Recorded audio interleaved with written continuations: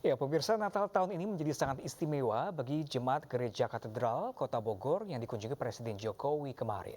Ya, dalam sambutannya Presiden mengucapkan selamat Natal dan menyampaikan pesan perdamaian serta toleransi.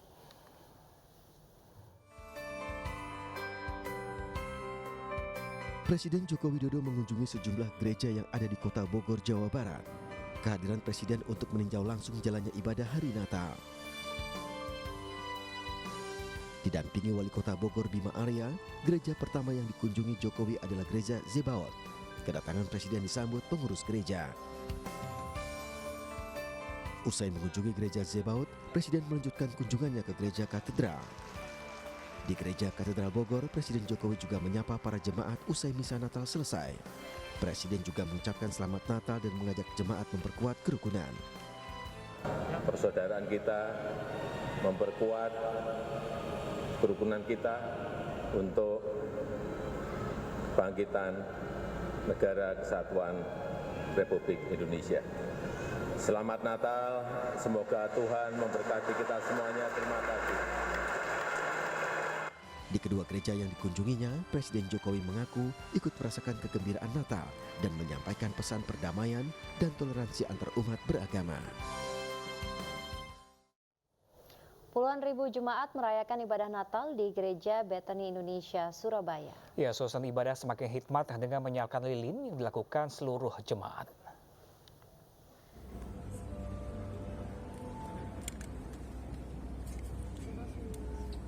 Perayaan Natal di gereja terbesar di Asia Tenggara, Gereja Bethany Indonesia di kawasan Nginden, Intan, Surabaya pada kemarin malam berlangsung hikmat dengan dihadiri 25.000 jemaat. Ibadah perayaan Natal di Gereja Bethany Indonesia dengan tema Jangan Takut Allah Bersama Kita ini dipimpin Pendeta Agus Gunawan. Suasana ibadah perayaan Natal semakin hikmat saat diakhiri doa seluruh jemaat yang hadir menyalakan lilin secara bersamaan. Natal tahun ini tentu pasca pandemi ya, sesuai dengan tema bahwa kita nggak boleh takut bahwa Allah beserta, itu meliputi semua aspek kehidupan. Jadi setelah pandemi kita mau dibangkitkan secara iman, secara kehidupan, bahwa kita nggak cukup hidup sendiri, tapi kita mesti hidup bernegara itu benar. Pada perayaan Natal kali ini pihak gereja tetap membatasi jemaat yang hadir sesuai dengan kapasitas sebanyak 25.000 orang.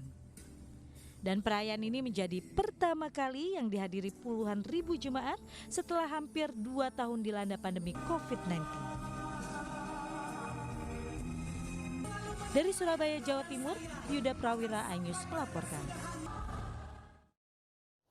Ya, pemirsa, berbagai cara dilakukan warga untuk merayakan momen Natal seperti yang dilakukan warga di Tanah Toraja, Sulawesi Selatan. Ya, warga menggelar lomba mebale atau menangkap ikan dan belut di sungai.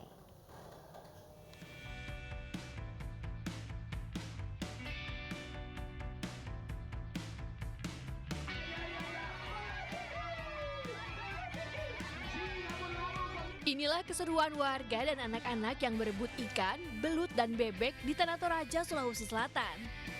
Kegiatan tangkap ikan bersama ini sengaja dibuat warga untuk mempererat hubungan kekeluargaan pada perayaan Natal dalam event Lovely Desember.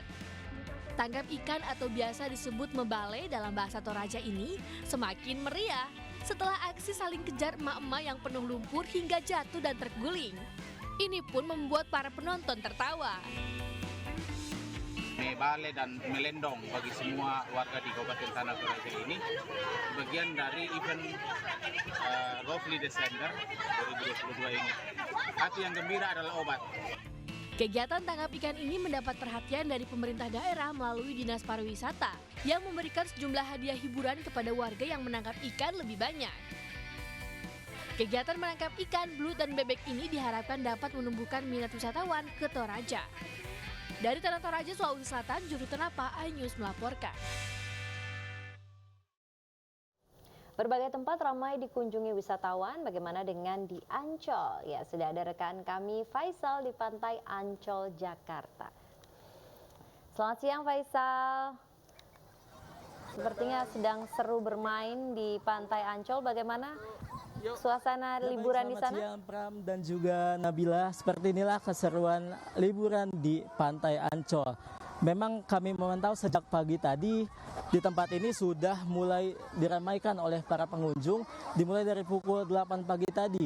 Memang di tempat saya saat ini merupakan tempat ataupun spot favorit untuk para pengunjung menghadirkan di sini seperti bermain air, kemudian juga bermain pasir seperti anak-anak di sini. Kemudian juga kami akan mencoba berbincang dengan salah satu pengunjung di sini. Halo Ibu. Ya, halo. Ya, Ibu dengan Ibu siapa? Irma. Ibu Irma. Iya. Ibu Irma dari mana nih Bu kalau boleh tahu? Kebetulan dari Sukabumi tadi. Jalannya dari sana. Oh, dari Sukabumi ya. Jauh-jauh dari Sukabumi datang ke Ancol. Kalau boleh tahu ini alasannya apa sih Bu? Kenapa memilih Ancol? Kebetulan ada adik ipar dari Garut mau ke sini gitu. Jadi sekalian kita ajak liburan ke sini gitu. Udah lama juga sih nggak ke Ancol soalnya. Ini dari jam berapa Bu? Tadi aku berangkat jam 7 lewat sampai sini setengah 10. Mungkin Bu terakhir Bu, rencananya nanti di akhir tahun bakalan liburan kemana nih Bu? Liburan paling ngumpul sama keluarga aja sih di rumah gitu. Oke, baik Ibu Irma, selamat liburan ya, sehat selalu. Ya pemirsa, memang sebagian pengunjung datang ke Pantai Ancol ini dikarenakan harganya yang terjangkau, di mana masyarakat hanya perlu mengeluarkan biaya sebesar Rp25.000 untuk per orangnya, itu untuk tiket membayar gerbang masuk pintu Ancol. Kemudian juga jika masyarakat membawa kendaraan tambahan seperti kendaraan bermotor, masyarakat dapat hanya membayar Rp15.000 untuk per satu motor. Kemudian juga untuk kendaraan bermobil, masyarakat perlu mengeluarkan uang sebesar Rp25.000. Dan juga kami dapat informasikan bahwa untuk jam operasional Taman Impian Jaya Ancol ini ketika masa liburan Natal dan Tahun Baru ini agak sedikit diperpanjang, di mana dibuka dari sekitar pukul 6 pagi sampai pukul 12 malam. Dan kami mengimbau untuk masyarakat yang ingin datang ataupun liburan ke tempat ini, ke tempat Taman Impian Jaya Ancol, diharapkan agar membeli tiketnya secara online. Dan juga kami menghimbau kepada masyarakat agar tetap berhati-hati meskipun sedang liburan dan juga tetap memperhatikan barang bawaan Anda. Sementara demikian, kembali ke studio. Ya, baik Faisal melaporkan langsung dari Pantai Ancol, Jakarta. Selamat berlibur kembali rekan Faisal. Ya, pemirsa, tidak hanya di Pantai Ancol, Jakarta, Taman Marga Satwa Ragunan ini juga masih menjadi destinasi favorit warga untuk mengisi libur Natal dan juga Tahun Baru. Ya, namun sayangnya banyak warga yang tidak mengetahui bahwa Taman Marga Satwa Ragunan tutup di hari Senin. Dan berikut laporan Bayu Pradana dan juru kamera Auliansyah. Di libur Natal dan juga Tahun Baru, Taman Marga Satwa Ragunan rupanya masih menjadi pilihan masyarakat Jakarta dan sekitarnya untuk berkunjung. Meskipun hari ini pada hari Senin, Taman Marga Satwa Ragunan ini tutup. Sudah bersama saya ada salah satu pengunjung yang rupanya tidak mengetahui nih kalau Ragunan tutup. Betul begitu Bapak ya? Betul. Dengan Bapak siapa nih? Juprianto.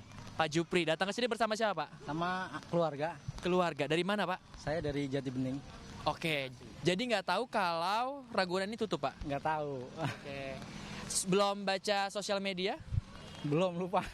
Oke, jadi tadi dari Bekasi ke sini dari jam berapa Pak kalau boleh tahu? Jam 7 sih. Jam 7. Dari Bekasi. Oke, Pak Juprianto ini bersama keluarga dari jam 7 pagi dari Bekasi nih. Ternyata Ragunan tutup. Seperti apa nih perasaannya kalau boleh tahu nih? Ya, udah terlanjur. Akhirnya apa nih Pak alternatifnya Pak? Karena sudah sampai sini juga, apa mau pindah ke wisata lain? Ya paling jalan-jalan aja. Oke, kemana kira-kira? Nggak tahu nih, belum tahu. Soalnya hujan juga. Oke, Ragunan akan buka hari Selasa besok. Apakah mungkin akan kesini lagi atau seperti apa? Ya coba lihat ntar lah.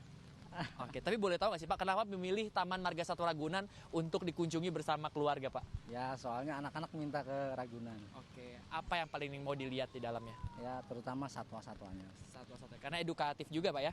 Baik, terima kasih banyak Pak Juprianto. Saya harap menemukan alternatif lain Pak ya untuk wisata. Salam untuk keluarga, terima kasih banyak Bapak. Dan seperti itulah Pak Juprianto, salah satu pengunjung yang rupanya ini harus bersabar karena Taman Marga Satwa Ragunan ini harus tutup di hari Senin. Dan memang ini menjadi hari libur yang memang bisa dikatakan reguler dan disebut sebagai hari libur satwa oleh Ragunan. Dan nantinya Ragunan akan dibuka kembali pada hari Selasa ke depan. Dari Jakarta, Bayu Pradana, Auliansyah, iNews melaporkan. Liburan telah tiba, Kebun Binatang Surabaya ramai dipadati oleh pengunjung. Ya, pemirsa, memberi makan satwa jadi aktivitas yang paling diminati para pengunjungnya.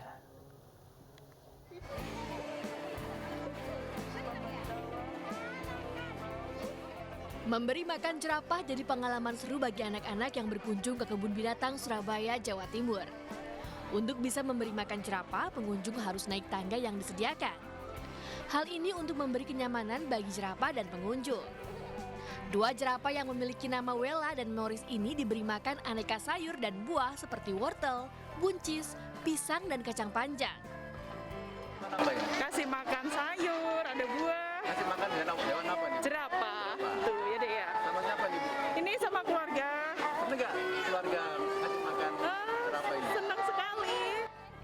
Musim liburan Natal dan Tahun Baru, pihak Kebun Binatang Surabaya kembali membuka program berinteraksi dengan satwa. Program ini sempat ditiadakan saat pandemi. Untuk memberi makan satwa, pengunjung wajib memakai sarung tangan dan masker. Kita siapkan banyak program, termasuk salah satunya program feeding time di belakang ini. Jadi pengunjung kita beri kesempatan untuk punya pengalaman bagaimana rasanya memberi makan satwa-satwa yang sudah kita pilih. Kebun Binatang Surabaya masih menjadi destinasi favorit warga Surabaya saat musim liburan. Apalagi tiket masuknya relatif murah, yakni Rp15.000 saja. Dari Surabaya, Jawa Timur, Rahmat Ilyas, iNews melaporkan. Ya, pemirsa, momen Natal dimanfaatkan seorang pemilik kafe di Bali untuk mendirikan pohon Natal unik yang berbeda dari yang lainnya. Ya, jika biasanya pohon Natal terbuat dari pohon cemara, namun kali ini pohon Natal dibuat dari drum bekas dengan tinggi 7 meter.